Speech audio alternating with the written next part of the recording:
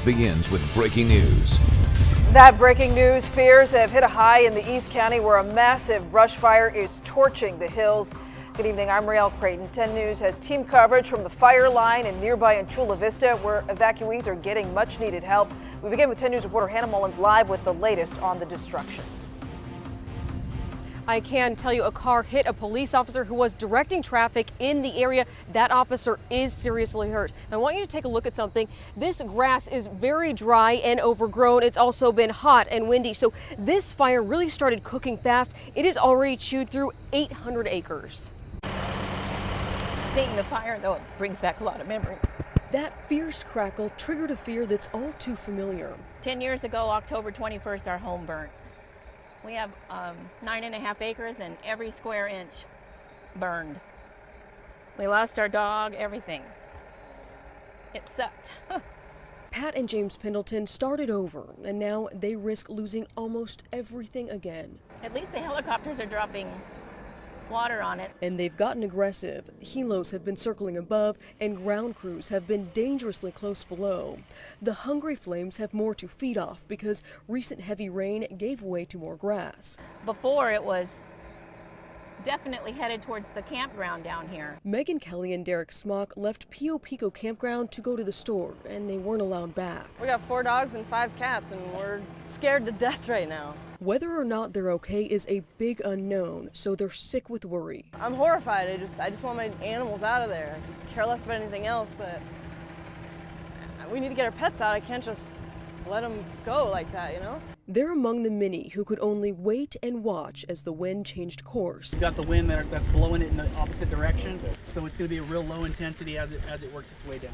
We thought we were fairly safe here, but within minutes, danger darted straight for us. We rushed out as crews rushed in. See, it's blowing kind of back this way, which I don't want because that's going to be towards our home. With crews keeping them back, the fire didn't take everything in 2007, and it can't take everything now. We were safe, so that's the main thing.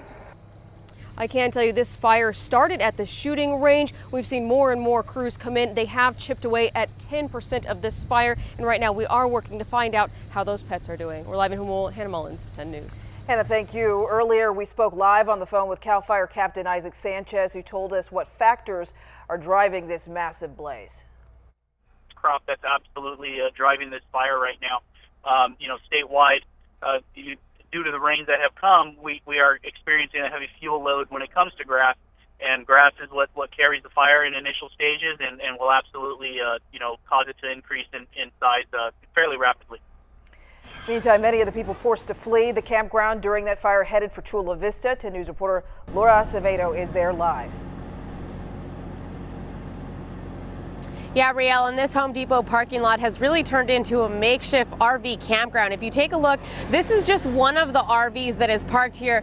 In my view right now, I can see about 6 of them. Now, campers tell me they saw the flames and the smoke coming over the ridge, and that's when they were told they had to get out. They were told to leave before the fire came down into the camp. And people tell me that Home Depot and Walmart here have been very welcoming, and they even brought them waters to stay cool.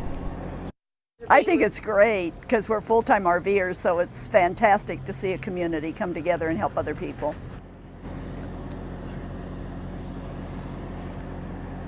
And people don't know how long they are going to stay out here, but one family told me that the Humane Society of San Diego also stopped by, brought them dog bones, brought them dog food and water for their pets that were able to make it out of that fire. Reporting live in Eastlake, I'm Laura Acevedo, 10 News. Laura, thank you.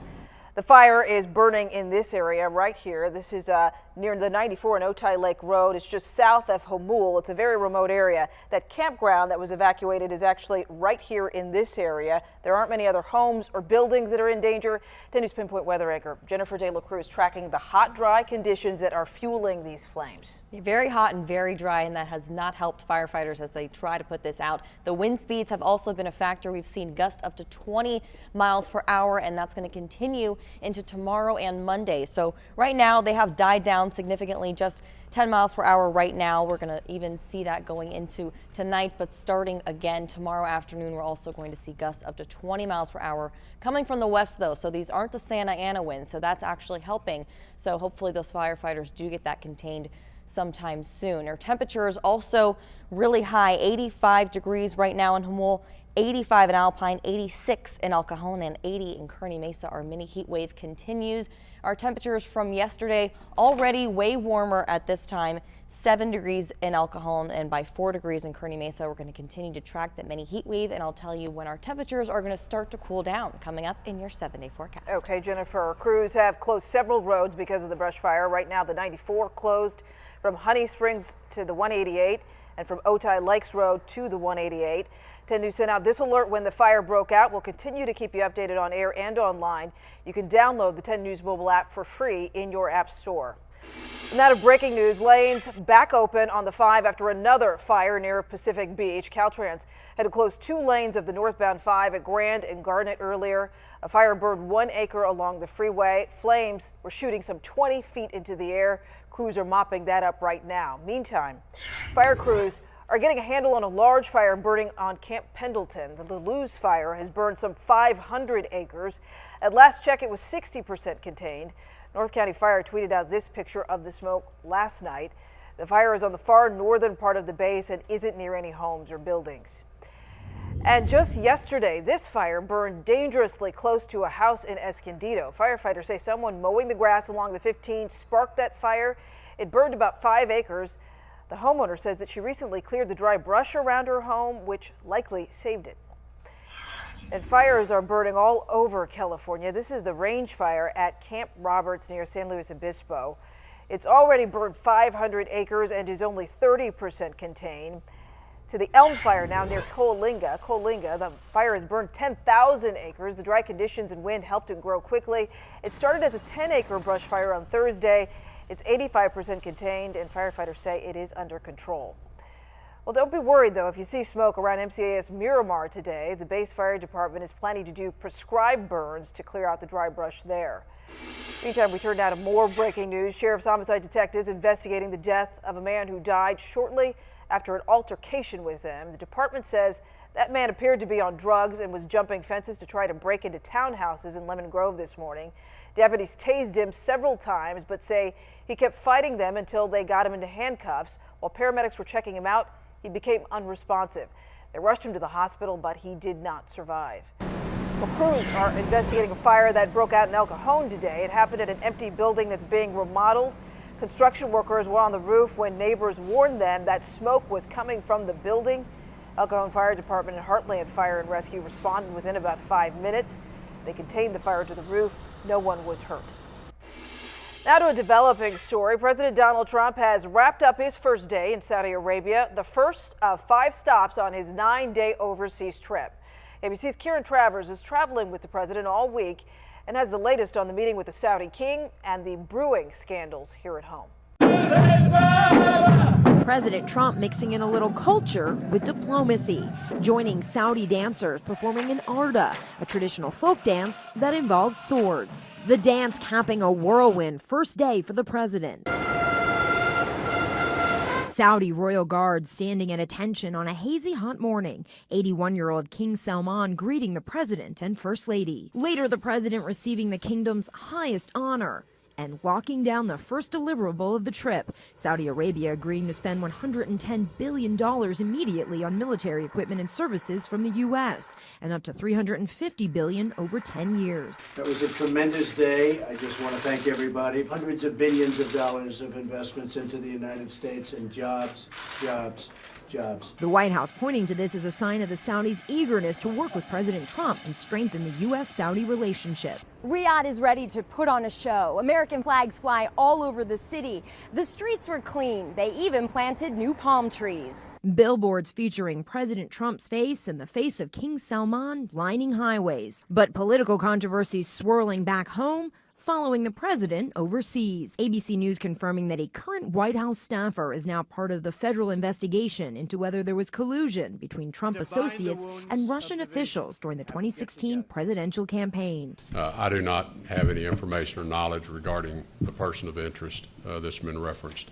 But the White House hopes this trip will help change the narrative, pointing to the president's Sunday speech on radical extremism. It will sound very different from the president's heated campaign trail rhetoric on Islam. The White House says the goal is to unite the broader Muslim world against common enemies. Karen Travers, ABC News, traveling with the president in Riyadh, Saudi Arabia. New video of a wild police chase in Wisconsin. 5 teens in this car led police over sidewalks, across yards, and through 2 counties. Police responded to an attempted carjacking when the gold car full of teenagers sped off. The driver drove recklessly into oncoming traffic and through red lights. At one point, they even drove onto the sidewalk and damaged 2 police vehicles. Police were finally able to stop the suspects, the teens ranging in age from 16 to 18, and now all facing charges. And now to a recall alert affecting a popular summer food. A major hot dog manufacturer recalling 200,000 pounds of hot dogs after customers found pieces of metal inside. The recall includes packs of Nathan's Skinless 8 Beef Franks with a use-by date of August 19, 2017, and Curtis Beef Master Franks with a use-by date of June 15, 2017. 3 people have complained about the metal fragments in the hot dogs. New details. Flight Attendants Association is praising the American Airlines crew that handled a disturbance on a Hawaii-bound flight yesterday. Investigators say a man was wandering around the cabin with a towel on his head. He then tried to break into the cockpit with his laptop. Witnesses say a flight attendant used a drink cart to stop the man from reaching the front of the jet. They then duct taped him to a seat until the plane landed, escorted by 2 fighter jets. 10 News is staying on top of the breaking news in the East County. We're working to get the latest details on the fight to stop a massive wildfire that is scorching the hills. And stuck in midair, the awful weather making things even worse for these students trapped on a roller coaster. High temps are sticking with us through the weekend. I'm tracking when this mini heat wave will cool down. Coming up in your 7-day forecast.